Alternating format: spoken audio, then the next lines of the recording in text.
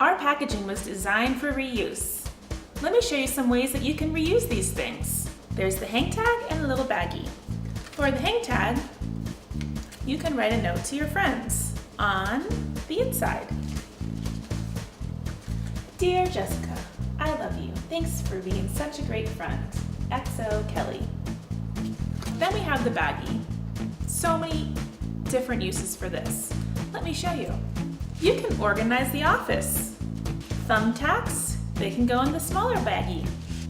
You can get ready for the runway and put your hair ties or bobby pins in these little baggies.